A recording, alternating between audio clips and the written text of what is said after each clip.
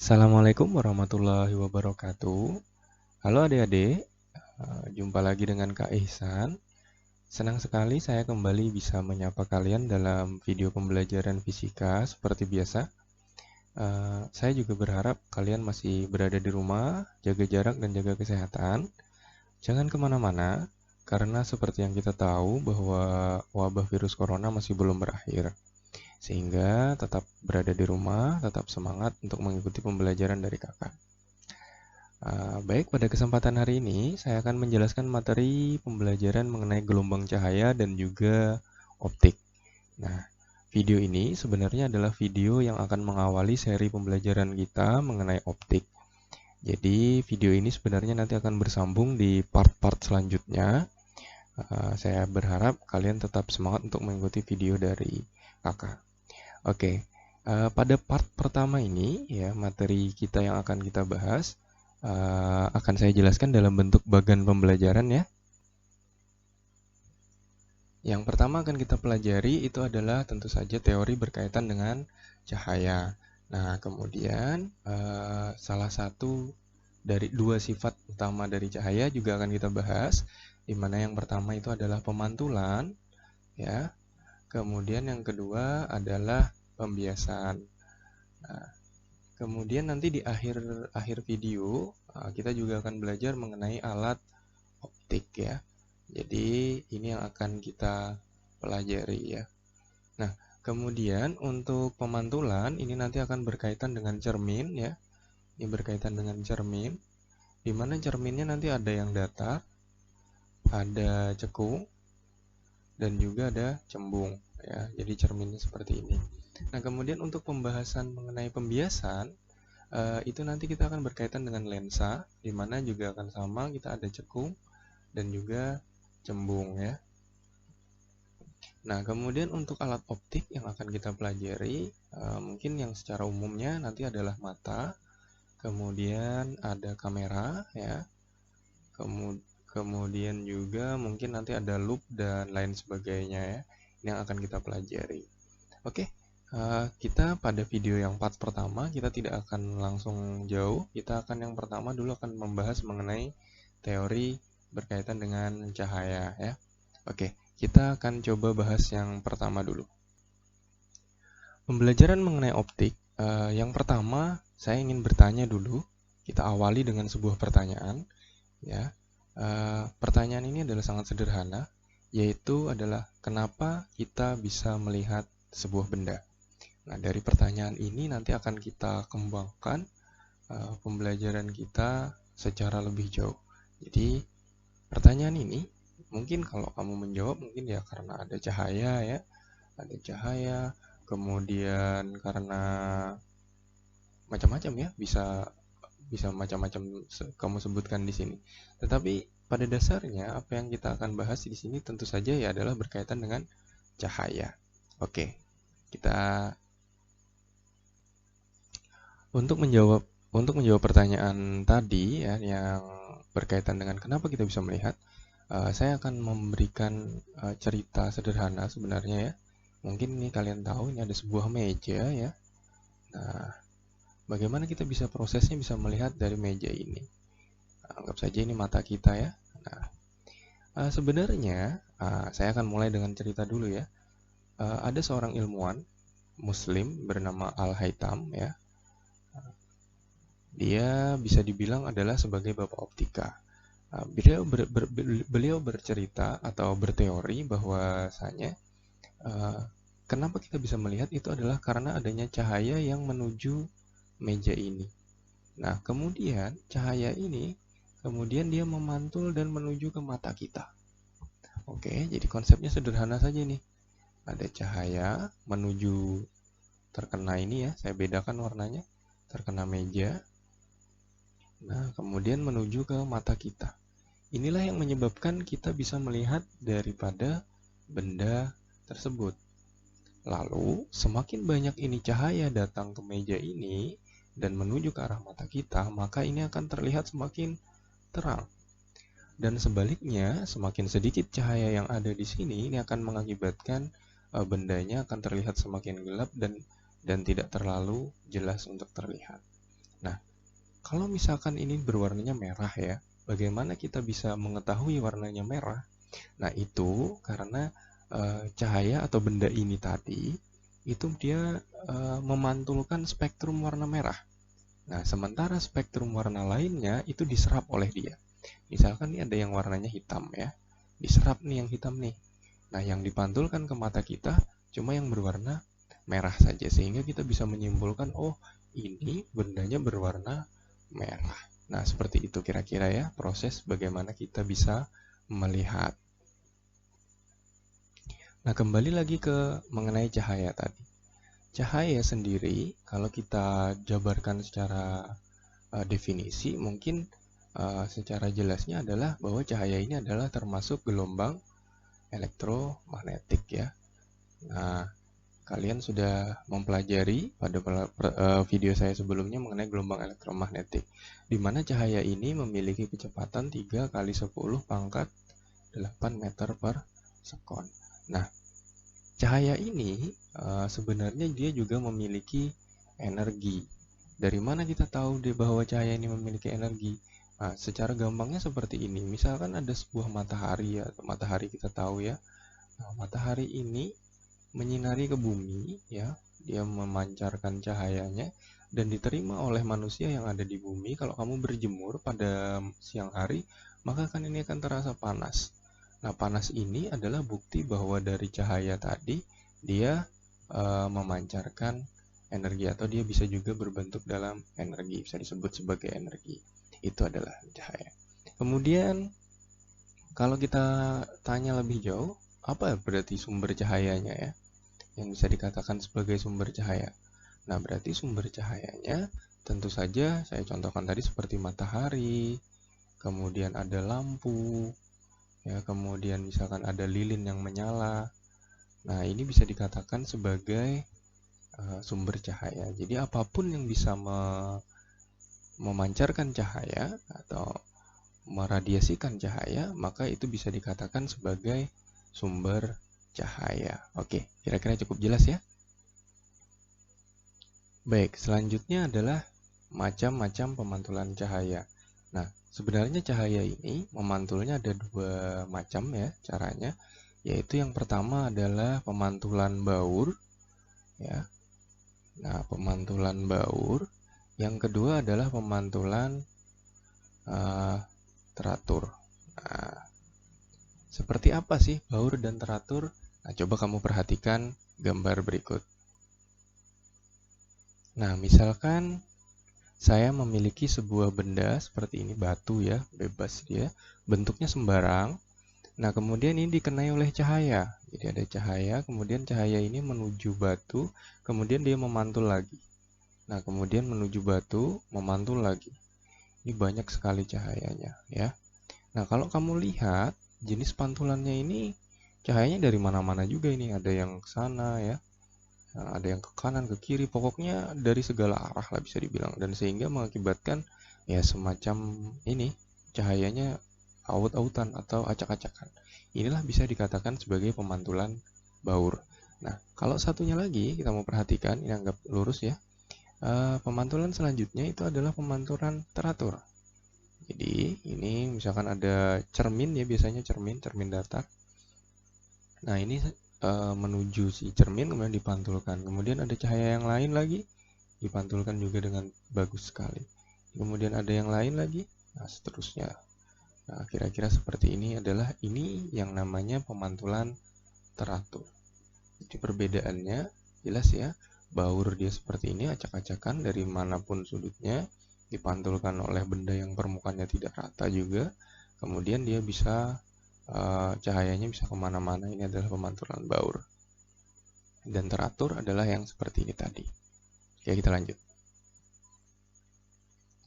Nah, tadi pada pemantulan baur itu kalau bisa dilihat oleh kalian tadi bahwa dia pantulannya acak-acakan ya. Ada dua poin utama yang bisa kita catat mengenai pemantulan baur. Yang pertama, itu dia walaupun pada tempat yang tidak terkena langsung, tidak terkena cahaya langsung ya, terkena cahaya langsung, benda masih bisa terlihat. Nah, itu dia. Benda bisa terlihat. Jadi kalau misalkan ini contohnya, misalkan ya kamu melihat benda di bawah kolong meja. Itu dia tidak terkena cahaya langsung, tetapi bendanya masih terlihat dan masih bisa terlihat terang. Nah, yang kedua, ciri utamanya pada pemantulan baur ini biasanya adalah cahayanya itu tidak menyilaukan, ya. Nah, jadi pada pemantulan baur tadi, cahaya yang ada yang memantul ke mata kita ini tidak lagi menyilaukan. Nah, ini adalah poin penting pada pemantulan baur. Oke. Selanjutnya untuk pada pemantulan teratur,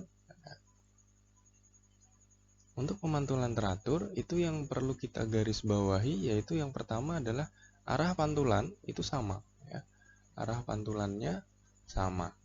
Nah, kemudian yang kedua biasanya ini bisa menyilaukan, ya. Cahayanya bisa agak menyilaukan. Kenapa? Karena dia tadi arahnya pantulan itu sama. Nah, ini biasanya ini terjadi pada cermin, ya.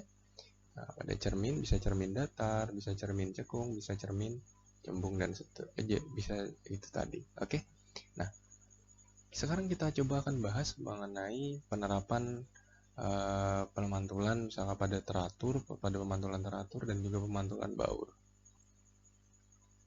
Oke, untuk kasus di kehidupan, nah kita akan bahas dulu dari yang pertama, pemantulan baur, ya.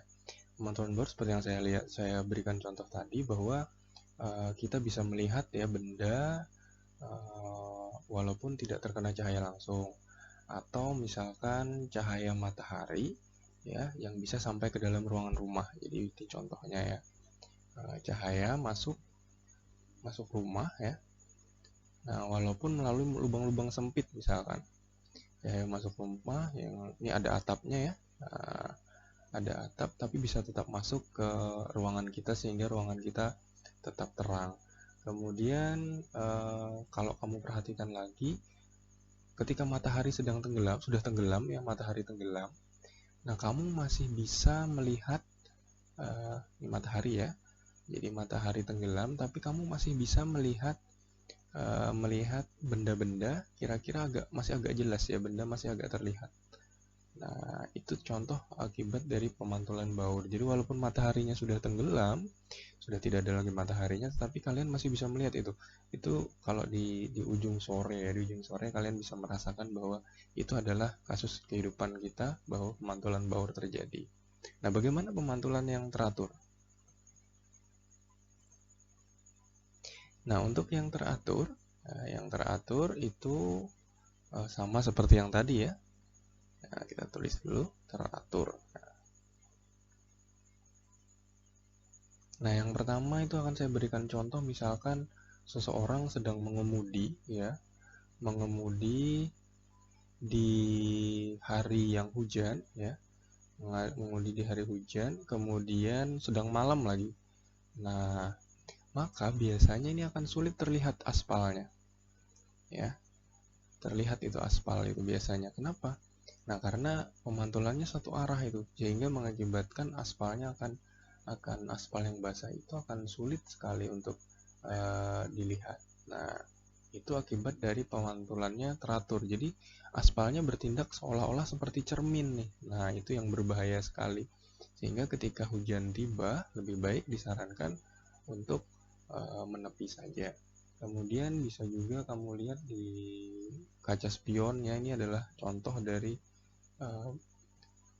kasus dari kehidupan sehari-hari yang memanfaatkan dari pemantulan teratur. Kemudian ada juga orang berfoto, ya, fotografi dan seterusnya yang menggunakan cermin di bawahnya itu yang terlihat seolah-olah seperti air. Nah, itu juga sama menggunakan ini. Kalau kita bercermin juga sama, ya. Nah, kita bercermin. Nah, bercermin ini juga termasuk dari manfaat dari pemantulan teratur. Oke, kita lanjut lagi ke materi selanjutnya.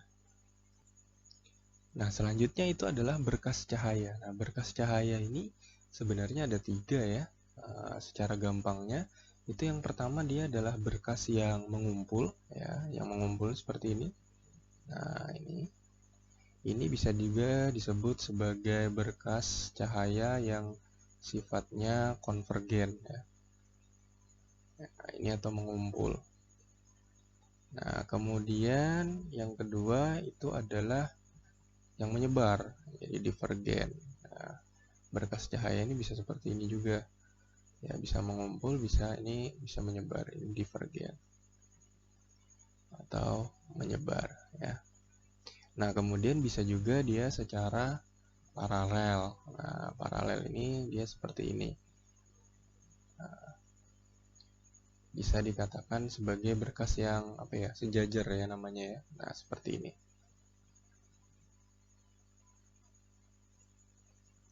Oke, untuk yang berkas mengumpul ini biasanya adalah jalan-jalan sinarnya ini menuju satu titik yang sama ya maksudnya ya. Nah, ini biasanya contohnya terjadi pada cermin cekung tuh. Nah, kemudian kalau lensa biasanya pada lensa cembung. Nah, kemudian kalau yang ini namanya berkas yang divergen ya atau menyebar.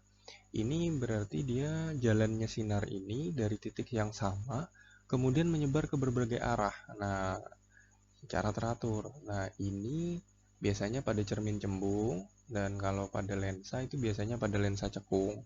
Nanti akan kita bahas juga. Nah, kalau yang ini sejajar, ini berarti adalah jalannya sinar itu dari satu sumber menuju sumber yang lain itu dalam satu garis lurus. Nah, ini biasanya terjadi pada cermin datar. Ya, jadi berkasnya ada 3 ya yang perlu kalian ingat, konvergen, divergen, dan juga paralel. Oke, selanjutnya kita akan membahas mengenai sifat-sifat cahaya. Nah, sifat cahaya ini tentu saja seperti yang kalian ketahui, tentu saja sifatnya itu bisa diuraikan, dipantulkan, dibiaskan, dan seterusnya ya. Nah, tetapi kita akan coba membahas jauh lebih dalam lagi. Kita uraikan sifat cahaya itu apa saja. Nah, yang pertama dulu ya, yang paling paling kita pahami, mudah dipahami itu adalah cahaya ya merambat lurus. Nah, ini dulu yang pertama. Cahaya merambat lurus. Contohnya seperti apa? Kalau misalkan nih, saya punya lilin ya di sini ya. Nah, ini ada lilin, sedang menyala ya lilinnya. Kemudian di sini saya pasang penutup ya, atau karton lah misalkan. Kemudian kartonnya saya lubangi di sini. Nah, di sini ada 3. Nah, ada 3. Ada 3 saya lubang di sini. Kamu melihat di sini ceritanya. Nah, cahaya ini tadi, ini sebenarnya cahaya lilin ini tadi, dia akan bergerak lurus nih. Kamu akan bisa melihat ini sebenarnya, ya, bisa melihat ini dengan jelas. Tetapi ketika kartonnya ini satu saja kamu pindah sana, maka kamu tidak akan bisa melihat lagi. Nah, jadi kalau ini kartonnya saya geser sedikit saja lubangnya, maka kamu tidak akan bisa melihat. Ini membuktikan bahwa cahaya itu merambat lurus. Oke, cukup paham ya? Nah, selanjutnya sifat cahaya yang kedua itu adalah cahaya dapat merambat tanpa medium perantara. Ini udah cukup jelas ya, misalkan ini ada matahari, ya. Nah, ini menyinari bumi. Nah, ini kan ini ruang hampa udara nih ya. Nah, ruang hampa. Ini cahayanya tetap sampai ke bumi, ini bumi ya. Nah, ini matahari. Ini tetap sampai nih, walaupun tidak ada medium perantara di sini, ini tetap sampai. Buktinya matahari besok pagi masih menyala, masih bersinar. Itu bukti bahwa cahaya merambat tanpa medium. Oke, yang selanjutnya. Nah, sifat yang selanjutnya itu cahaya bisa menembus benda yang transparan atau bening. Nah, ini gampang sekali. Misalkan kamu punya apa namanya gelas ya. Nah, ada gelas di sini yang gelasnya bening. Kemudian di sini kamu masukkan nih, misalkan batu. Ini kamu isi air lah ceritanya. Ini tetap terlihat ini ya. Nah, terlihat ini membuktikan bahwa apa namanya cahaya tadi bisa menembus ke benda transparan. Apalagi kalau kamu misalkan pasang senter di sini. Nah, ini misalkan senter. Nah, di sini kamu pasang layar, maka cahaya dari senter ini bisa menembus di sini. Ini cukup jelas sekali bahwa cahaya dapat menembus benda yang transparan. Nah, sifat yang keempat itu tentu saja adalah cahaya juga bisa membentuk bayangan. Nah, ini juga cukup jelas ya. Misalkan ada batu atau ada benda di sini. Nah, kemudian di sini ada cahaya yang menuju di sini, maka biasanya di sini akan terbentuk bayangan hitam. Nah, ini adalah salah satu dari sifat cahaya ini. Kenapa terbentuk ini? Karena cahaya sebenarnya tidak bisa menembus nih benda-benda padat nih, yang misalkan yang tidak bening tadi tidak bisa ditembus. Akibatnya ketika dia tidak bisa menembus itu, maka daerah di sini ini adalah daerah yang cahayanya agak kurang, tidak ada ya, hampir tidak ada. Sehingga mengakibatkan terbentuklah bayangan dari benda tersebut. Oke, jelas ya? Nah, contoh selanjutnya, sifat cahaya selanjutnya itu adalah cahaya dapat dipantulkan. Ini sudah kita bahas tadi. Ini contoh sederhana sekali. Misalkan kamu bercermin. Nah, ini bercermin ya. Di sini kamu bercermin. Maka bayangan kamu akan terlihat di sini ya. Ini akibat dari cahaya yang bisa dipantulkan. Ini jelas sekali ya sudah ya. Nah, kemudian sifat selanjutnya itu adalah cahaya dapat dibiaskan. Nah, ini seperti apa? Ini misalkan kamu nanti bisa praktikum di rumah. Ini ada gelas ya, kamu isi air, bening saja gelasnya ya. Nah, gelasnya ini kemudian kamu taruh pensil. Pensil ini nanti akan terlihat patah di sini ya. Nah, ini akibat yang namanya pembiasan cahaya.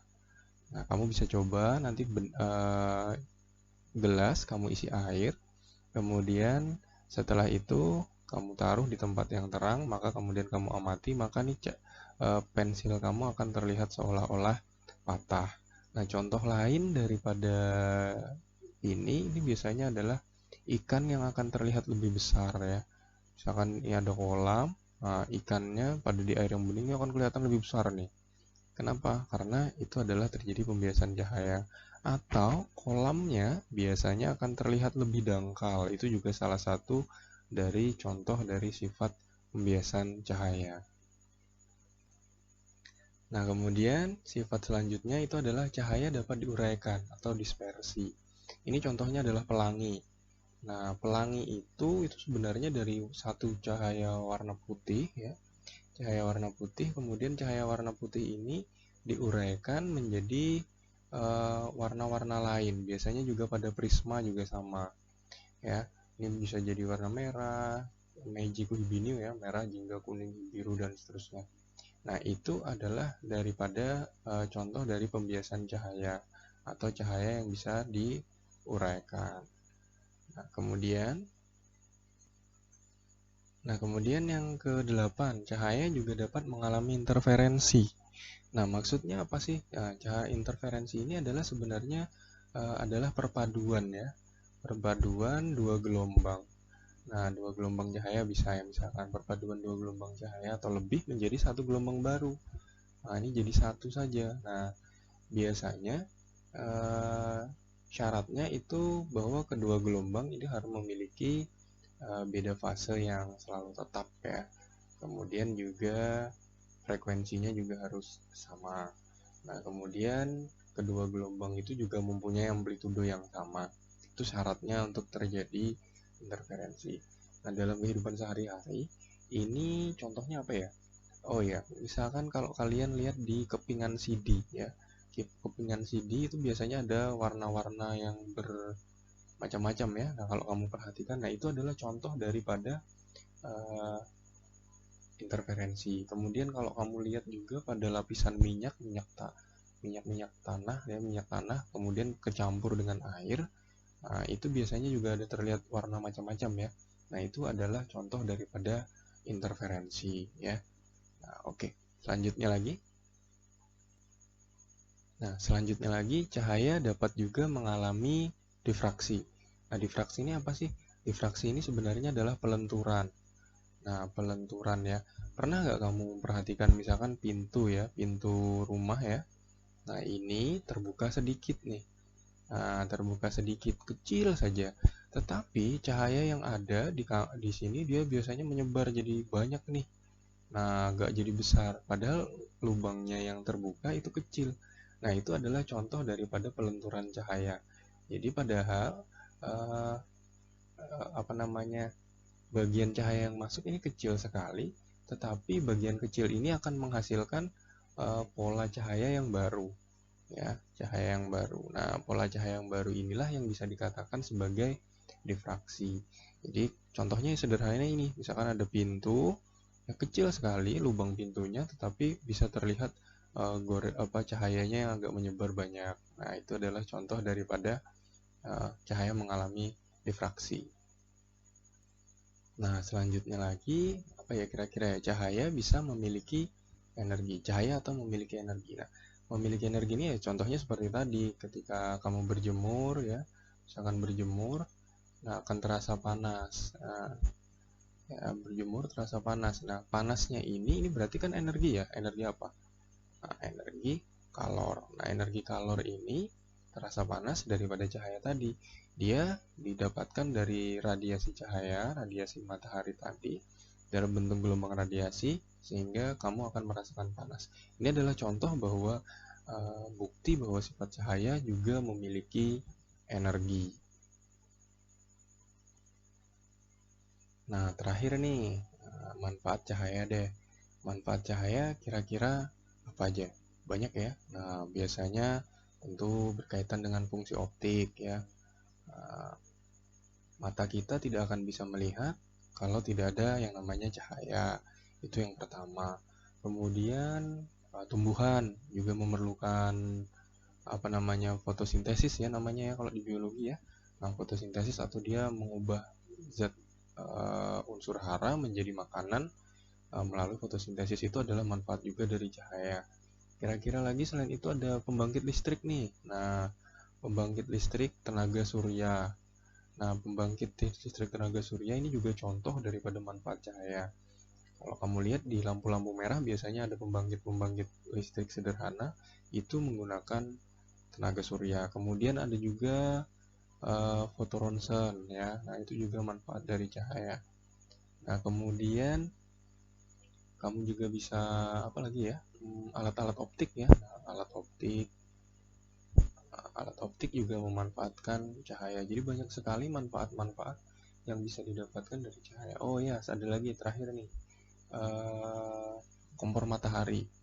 Nah, kalau kalian di SMP pasti ingat ya, ini ada yang namanya kompor matahari. Nah, kompor matahari ini adalah dia sebenarnya sih memanfaatkan dari cermin ya, sifat cermin. Nah, cerminnya itu biasa menggunakan cermin cekung yang besar yang akan mengumpulkan cahaya sehingga yang akan mengakibatkan panas yang luar biasa. Nah, ini bisa untuk memasak ini.